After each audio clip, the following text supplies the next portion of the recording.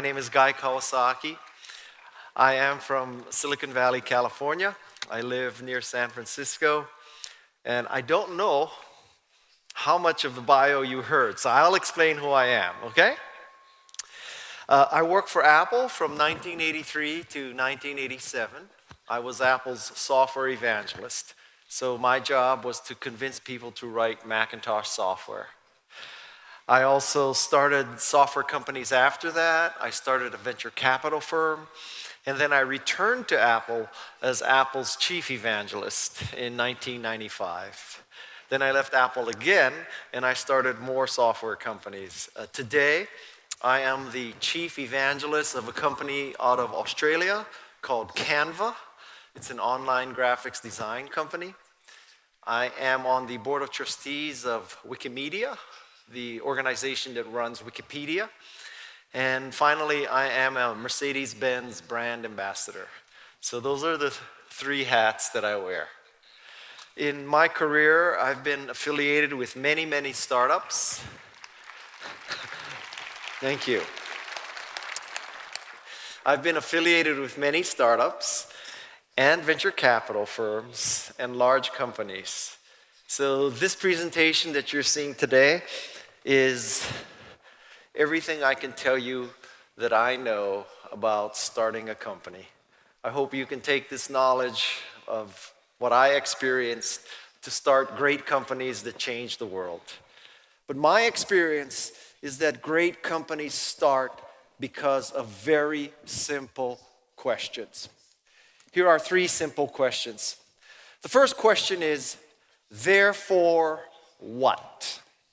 The second simple question is, isn't this interesting? The third simple question is there a better way? So pretend that you're Steve Jobs.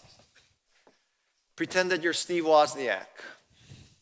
And you're in a garage in Cupertino. And you want to use a computer. But to use a computer in the mid-70s, you had to attend a large university. You had to work for a large company. You had to work for a government agency.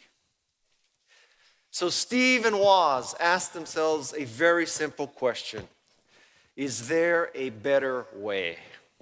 Is there a better way for computers to work? Why aren't computers smaller? Why aren't they cheaper? Why aren't they easier to use? And that is the genesis of Apple.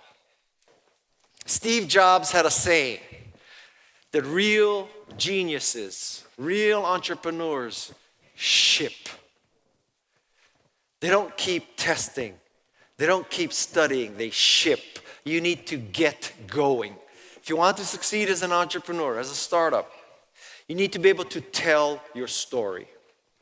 Now, in Silicon Valley, I don't know how it is here in Russia, but in Silicon Valley, on a stage like this, entrepreneur after entrepreneur comes up and basically says the same thing.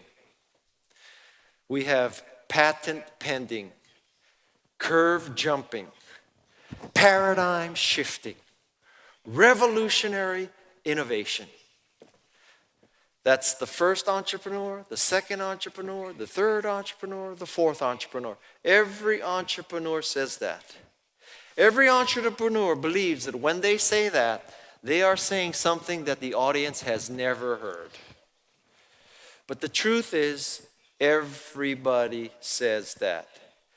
If most entrepreneurs would come on a stage like this and say, we have lousy employees who are stupid and lazy.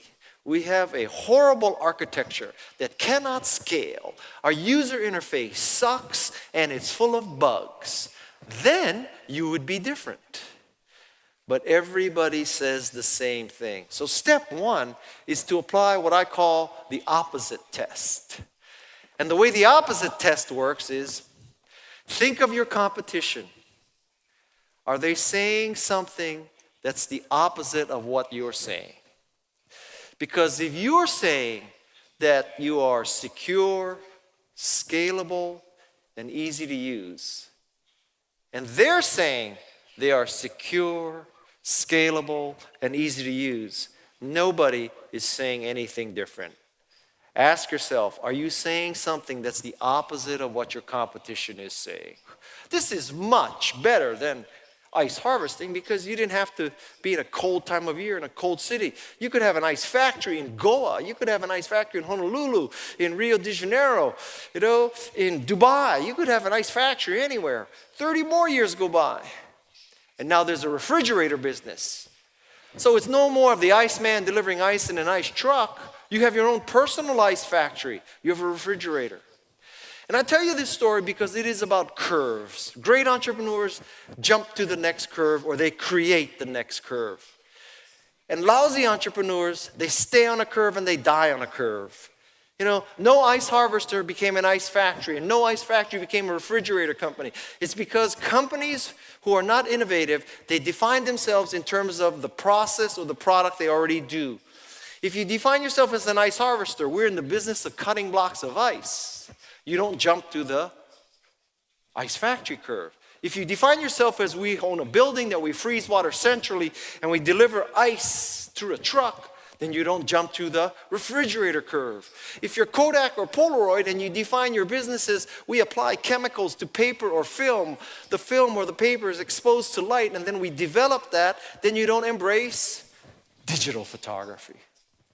Right, if you're a taxi cab business and you define yourself as we buy cabs and we hire employees and we have a dispatcher and the calls come into the dispatcher, we send the cabs out, then guess what? You don't embrace Uber. And so companies, if you want to succeed, you need to get to or define or create the next curve, the most important message of all. And that is the art of the start 2.0. Thank you very much. Thank you. Thank you.